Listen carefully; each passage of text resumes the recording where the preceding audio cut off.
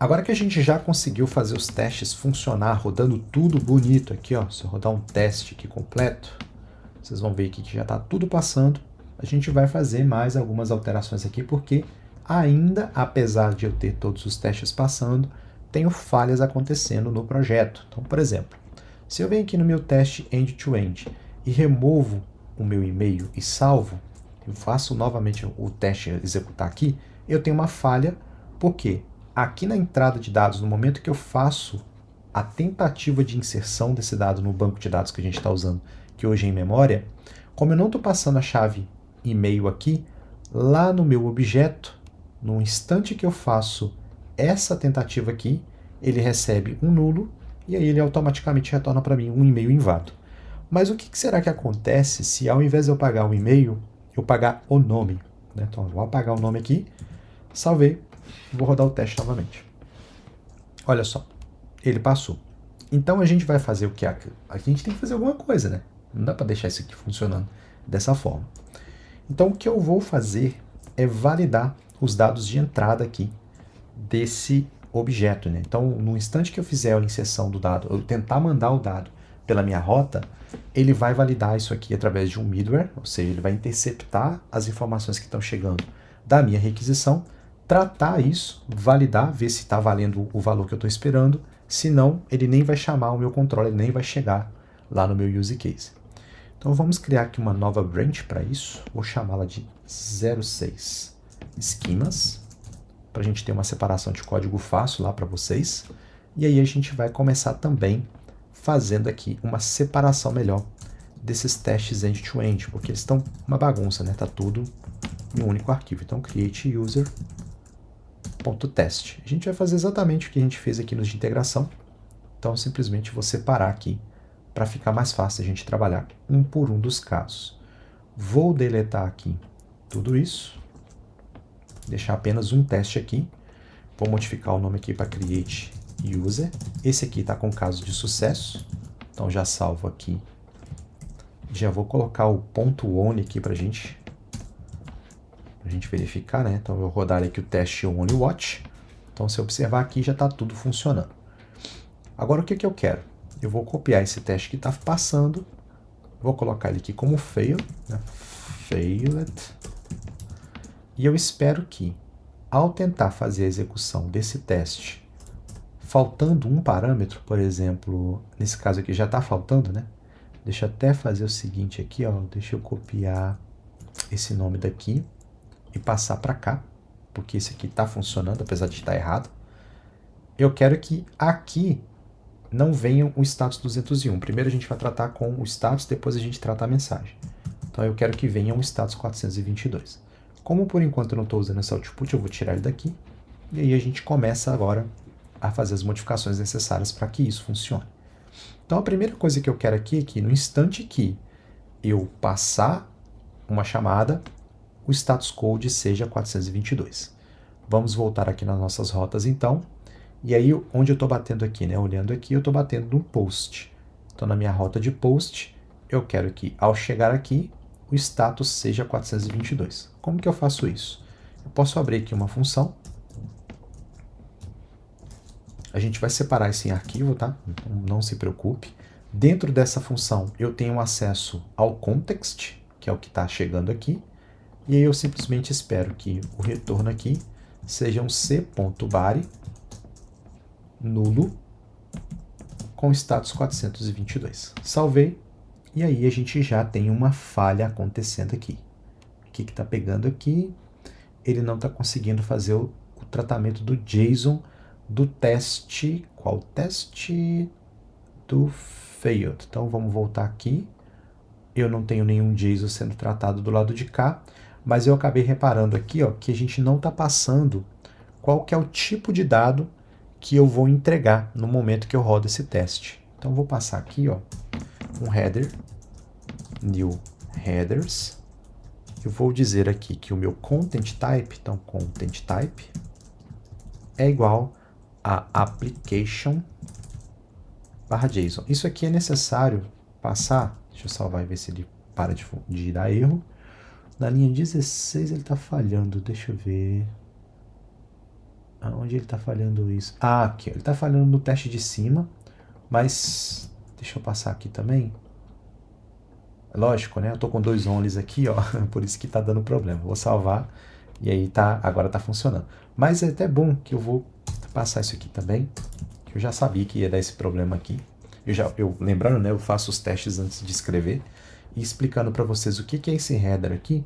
Quando a gente faz uma requisição HTTP, por exemplo, pelo Bruno aqui, que por enquanto não está funcionando, deixa eu até importar novamente aqui minha requisição para dentro dele. Então vou dar um Open Collection aqui. Vamos procurar aqui YouTube, API SNIT, Bruno, por alguma razão não está aparecendo.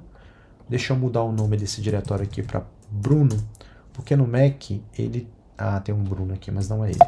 No Mac, se eu tenho um arquivo com nome, um diretório com nome iniciando com ponto, ele identifica como sendo um arquivo de sistema, então ele fica invisível para mim aqui. Agora eu vou conseguir entrar nessa pasta, abrir aqui. Deixa eu fazer de novo, que por alguma razão ele não conseguiu. Deixa eu atualizar aqui. Não sei por que ele não quer abrir. Deixa eu fechar o Bruno e abrir de novo. Espera aí. Agora sim. Então, ó, no momento que eu faço um post aqui, mesmo que falhe, não tem problema, não estou com o meu servidor executando. Se eu venho aqui nos headers, ó, na verdade na timeline, eu tenho isso aqui, ó. Qual que é o content type que está sendo passado no header da aquisição? E ela está dizendo aqui que é um application /json. É a mesma coisa que eu passei aqui. Então, content type, application /json. E aí aqui embaixo, agora o meu teste está funcionando, né? Ele está passando, porque eu forcei que toda requisição feita no post automaticamente retorne para mim aqui um body nulo com o status 422. O que a gente vai fazer é transformar isso aqui em um middleware. Então eu vou remover daqui, tirar essa vírgula, vou colocar uma nova pasta aqui no nosso projeto chamado middlewares. Dentro eu vou chamar um arquivo de validate schema.middleware.ts e aí eu vou exportar daqui de dentro uma função ou uma constante com uma arrow function, export const validate schema, e essa função retorna exatamente aquilo que a gente estava passando aqui, né, como valor intermediário da nossa função. E se vocês repararem, ele me pede aqui que seja passado um C aqui, que nesse caso está como implícito, né, ele está do tipo N. Para poder chamar aquele middleware, eu vou gerar um arquivo index aqui dentro e exportar tudo daqui de dentro desse novo arquivo validate schema. E aí eu simplesmente venho aqui e tenho duas formas que eu posso chamar. A primeira delas é invocando aqui com o arrow function o validate schema. E aí ele me pede um argumento aqui. Eu simplesmente passo o C que está vindo aqui da minha requisição para cá. Esse C aqui é exatamente o context, ó, que eu consigo acessar quando eu chamo com arrow function. Como que eu só vou passar um parâmetro, eu posso ocultar isso daqui e salvar e continua funcionando do mesmo jeito. Aqui apesar de estar vermelho porque eu não estou falando qual que é o tipo dele aqui. Então o primeiro teste está passando, a gente vai seguir aqui então construindo o que eu quero de retorno. Para isso, vamos voltar lá no teste. Eu quero exibir uma mensagem amigável para o usuário no instante que ele fizer essa requisição e ela for inválida, tá? Então, o que eu espero que aconteça? Eu vou puxar aqui novamente esse output. Vou colar aqui. Eu espero que o output to equal, ele seja igual ao quê? A um array. Dentro desse array vai ter um objeto e esse objeto vai ter um parâmetro, então parâmetro, que vai ser o nome do campo que eu espero que esteja faltando, nesse caso aqui vai ser o name, e vai ter também uma message dizendo que ele é do tipo required. Tá? Então isso aqui é que eu espero que chegue para mim. E por que um array? Porque se eu passar, por exemplo, o meu body aqui sem os dois campos, né, se eu fizer simplesmente isso daqui, eu espero que tenha um outro objeto aqui, né, deixa eu até copiar para cá, vai ser algo mais ou menos assim, E aqui, ao invés de apenas o name, eu vou ter também o meu e-mail aqui, sendo exibido. Então, eu vou ter o parâmetro nome é requerido, o parâmetro e-mail é requerido. Mas, por enquanto, vamos fazer apenas com um aqui para ficar fácil da gente ir corrigindo. Então, lá no meu middleware, deixa eu voltar aqui, ao invés de retornar um body nulo, eu simplesmente vou copiar esse cara daqui, colar aqui, então colo aqui e salvo. E agora ele passa a dar um outro erro dizendo que não reconheceu o JSON aqui, porque eu estou retornando no body da requisição, mas se eu passar como JSON, agora já está passando. Então, os testes já estão funcionando. Então, o resultado que eu quero é esse aqui no final. Como que eu vou fazer, então, para poder validar essa entrada de dados? Eu vou instalar duas bibliotecas aqui. A primeira delas é a Zod, que ela trabalha com essa parte de validação, e a outra é a Rono Zod Validator, que é para justamente fazer com que o Rono consiga interceptar as mensagens tanto de sucesso quanto de erro do Zod, e eu consiga trabalhar com isso através de um middleware. Se eu olhar na documentação aqui do próprio Rono, deixa eu puxar para vocês a janela aqui novamente, então, Rono Validator, eu tenho aqui, ó, na documentação do Rono, esse cara aqui, ó, o ifZod, ó, ele me pede para poder fazer a instalação do Zod, eu crio um esquema, e aí eu faço a validação do lado da minha rota, e eu posso gerar também um middleware aqui, ó. É exatamente isso que a gente vai fazer. Então, usando o Zod Validator, né, o Z Validator de dentro dessa biblioteca, aqui ao invés de form, eu vou validar o esquema, e aí eu vou tratar, se tiver alguma falha, eu quero que ele exiba para mim uma mensagem. Só que do jeito que eles escreveram aqui não é exatamente como a gente vai fazer, vai ficar até mais legal de explicar para vocês, porque o retorno para o usuário vai ficar mais visível, ele vai ficar mais bonito, posso dizer assim. Beleza, então vamos voltar aqui no nosso esquema, vamos primeiro instalar aqui, né, yarn add o Zod e o @rono /zod-validator, então validator, adicionei as duas bibliotecas aqui, e aí a gente vai começar fazendo a alteração aqui primeiro, para que isso que já está funcionando continue funcionando. Como que eu faço a interceptação aqui com o Zod Validator, né, com o Z Validator dessa biblioteca nova que a gente instalou? Aqui dentro da minha função de Validate Schema, eu vou retornar uma outra função, então return o Z Validator, que vem de dentro do meu Zod Validator.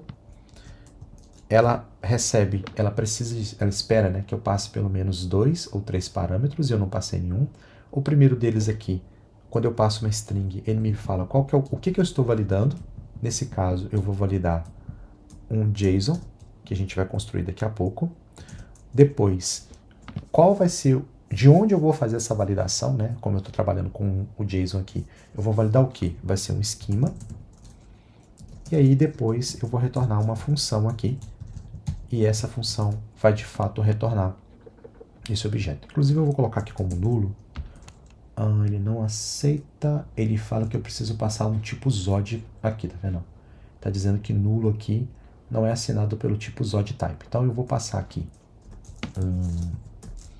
um esquema, vou tipá-lo como Zod type e vou passar esse esquema para cá. Uma vez que eu faço isso, agora eu tenho um outro problema, porque ele não conseguiu identificar esse C aqui, mas se eu voltar na documentação, deixa eu ver se ele me mostra aqui, ó, na própria documentação eu tenho esse C, ou seja, o payload aqui, o payback, né, da minha função, ele me retorna esse acesso ao C aqui, que é o contexto do meu Rono.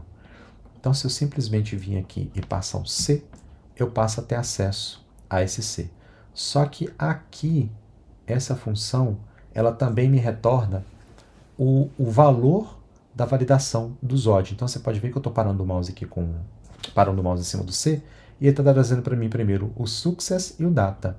Então, isso aqui, na verdade, é o meu erro, né? O possível erro, ou result, vou colocar como result aqui, que é o resultado da validação do Zod, e o segundo parâmetro dessa função é, de fato, o meu contexto. Então, se eu salvar, vamos deixar o teste aqui rodando, né? Ele vai continuar, vai começar a quebrar aqui agora, porque ele está recebendo um undefined aqui, porque eu sequer criei o meu esquema para poder passar lá na minha rota. Então, se vocês olharem aqui, ó, agora eu preciso chamar essa rota passando parâmetros, e esse parâmetro esperado aqui é algo do tipo ZodType. Vamos criar uma nova pasta aqui dentro chamada esquemas, e aí aqui dentro um create user.schema.ts. Vou gerar um arquivo index aqui para poder exportar. E aqui a gente vai criar a nossa função. Então, export const create user schema é igual a z, que vem da biblioteca Zod que a gente acabou de instalar, ponto schema, não, mentira, é z.object, porque eu vou trabalhar no formato de JSON. Dentro desse objeto, eu vou ter o quê? O meu name, que é do tipo z.string, e eu quero que ele seja obrigatório, ou seja, eu quero que ele, no mínimo, tenha um caractere.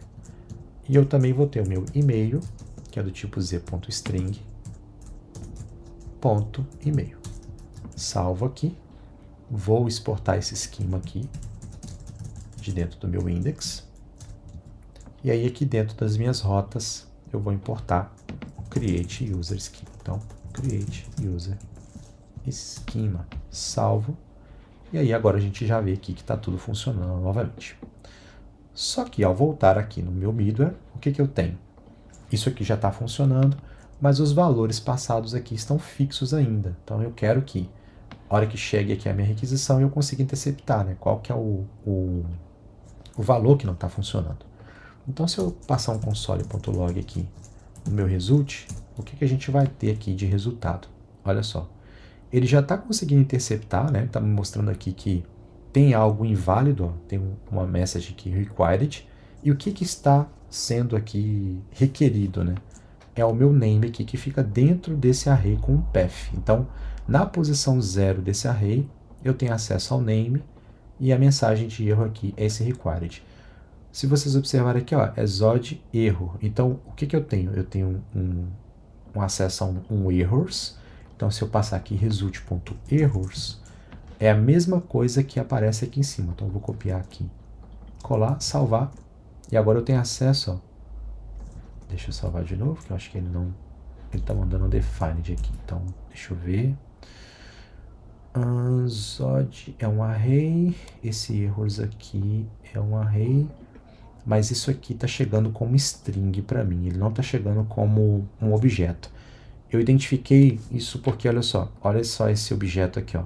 Dentro dele está vindo as propriedades como string, ó. Então isso aqui não está chegando para mim, apesar de estar aparecendo aqui, né, um objeto. Isso aqui é uma string. Então eu preciso envolver esse cara naquele JSON.parser. Para isso, vou criar uma nova constante aqui chamada ZodError, é igual a JSON.parser de result.error. Vou salvar e vamos consolar aqui esse ZodError agora. Agora sim, ó. Então eu tenho um objeto, dentro desse objeto eu tenho, desculpa, né? Eu tenho um array aqui, dentro desse array eu tenho um objeto, e dentro desse objeto eu tenho as informações que eu quero para poder construir esse camarada aqui. Então, a gente vai fazer o seguinte, eu vou gerar uma nova constante aqui chamada errors, que é um objeto, e aí eu vou percorrer esses ZodErrors aqui e injetar esse objeto dentro deste array e retornar esse array aqui como um valor aqui para o meu JSON com os campos que estão de fato falhando, né? Que está faltando nesse caso. Então, para isso eu vou usar um for aqui, eu vou percorrer, vou pegar um const error, de onde? Do meu ZodErrors, lembrando que aqui ele é um array, por isso que eu consigo percorrer ele com for, e aí aqui dentro eu vou pegar esse errors aqui, ponto .push, ou seja, eu vou injetar valores aqui dentro, que será exatamente esse objeto aqui. Por enquanto, ele vai continuar funcionando do mesmo jeito, né? Se eu simplesmente trouxer esse errors para cá, ó, e salvar, tá aí, tá funcionando, mas eu quero pegar aqui as informações dos campos de fato que estão falhando. Então a primeira aqui delas, ó, Se eu colocar um console.log aqui em erro, eu vou tirar esse daqui de cima para vocês irem enxergando, né, o que está chegando. Então aqui agora eu tenho esse objeto, a mensagem está dentro então de erro.message, então erro.message, e o meu path aqui é o campo que de fato está faltando, né? Então como que eu faço para acessar? Error.path, que é essa propriedade aqui, como ele é um array, eu vou puxar a posição 0. Sempre vem nesse formato, tá? Isso aqui é padrão da biblioteca do Zod. Então salvei, vou tirar esse console daqui, e aí o teste continua passando. Só que vocês podem reparar que aqui em cima eu estou com um erro aqui, falando que esse erro aqui ele não existe na tipagem success true data n ou success falso error. Aí quando esse camarada é falso, eu tenho acesso a esse Zod aqui. Então a primeira coisa que eu preciso fazer, né, depois de tudo isso aqui, que não é mais a primeira coisa, deve ser uma das últimas, eu não quero que esse camarada execute quando o meu resultado aqui for de sucesso. Porque hoje, por exemplo, se eu vier aqui no meu teste end-to-end, tirar esse ONI daqui e passar para cá, aqui eu estou passando os valores que ele precisa para poder rodar. Então vou colocar o ONI aqui, ó. Vocês reparam que ele continua falhando. Por quê? Como eu não tratei aqui em qual momento que eu quero que isso aqui execute, ele está passando sempre por aqui. Ele, olha, independente de ter sucesso ou erro, ele está entrando e me retornando o erro 422. Tanto é que se eu vier aqui no meu teste, aqui ele já está falhando. Cadê? Ele está falhando aqui, ó.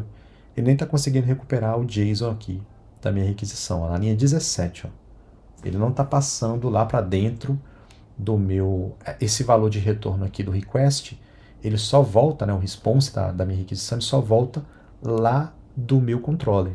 Mas como eu estou falhando aqui no meu Zod Validator, né, no meu middleware, ele não está conseguindo fazer o parse lá do stringify. Então aqui eu já vou falar que se o meu result for success, ou seja, se ele retornar um valor sucesso, retorne aqui e ele já para, ele não desce para executar aqui para baixo. Mas a gente continua com um erro aqui, porque apesar de que eu tenha, deixa eu ver aqui, argument of type Zod n não é assinado para o tipo string, porque isso aqui, apesar de ser um erro, o Zod aqui, ó, repara, ele não é uma string, né? Ele é uma propriedade customizada. Então eu vou envolver isso aqui, vou fazer o casting aqui forçado, não tem problema, com um string, e aí ele para de reclamar. Eu poderia também passar um n para cá, né? Se eu fizesse assim, ó, n, e tirasse daqui, opa, não aqui, né? Aqui também funcionaria, mas aí eu teria que fazer um outro tratamento, porque não funcionou? Não, é no esquema, né? É no result. Então aqui, ó, é aqui.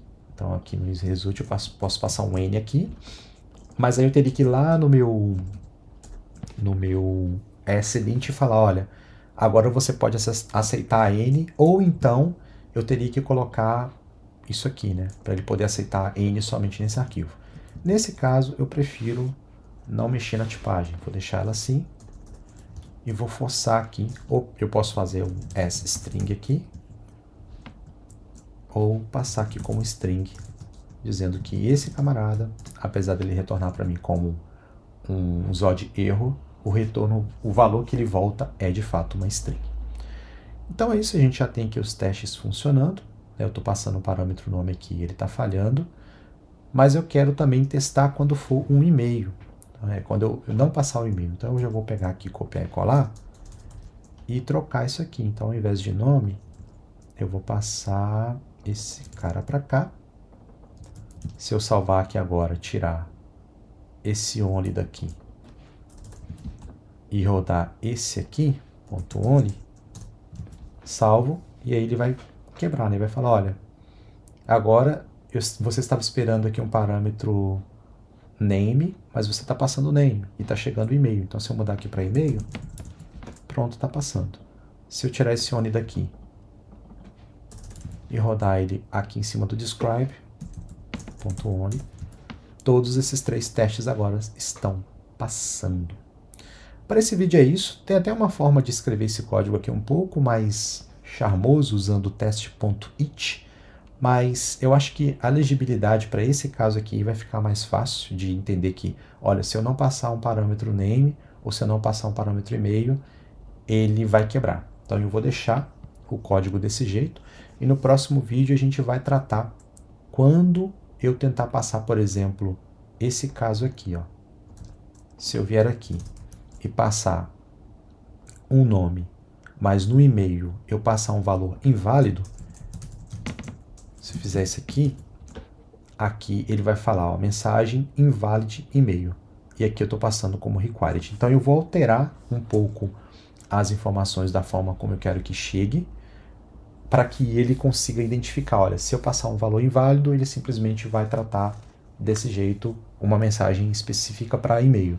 Mas se eu passar, por exemplo, um outro valor aqui, né? Vamos supor, se eu fosse passar um nome que é do tipo, ao invés de passar... Aqui não vai deixar. Eu ia falar assim, por exemplo, se eu colocasse aqui 1, 2, 3, ele vai quebrar porque vai dizer que é esperado, tá vendo? Uma string e eu estou recebendo um número. Então ele já está tratando, mas eu quero fazer isso de uma forma mais segura.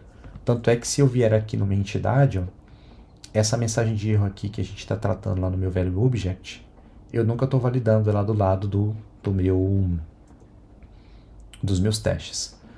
Então vejo vocês no próximo vídeo. Esse finalzinho ficou um pouco confuso, mas vai ficar mais claro quando a gente for para o próximo vídeo. Vejo vocês lá. Um beijo. Vamos comitar, né? Então aqui vou passar Deixa eu até passar mais uma informação aqui, porque esse ds.ds store é específico do Mac, esse arquivo que apareceu ali. A gente vai comitar com validate schema user schema started, porque a gente não finalizou ainda, e aí não tem problema, por enquanto a gente comitar no meio do caminho. Deixa eu salvar aqui. Tá feito aí o nosso commit. Vejo vocês na próxima aula.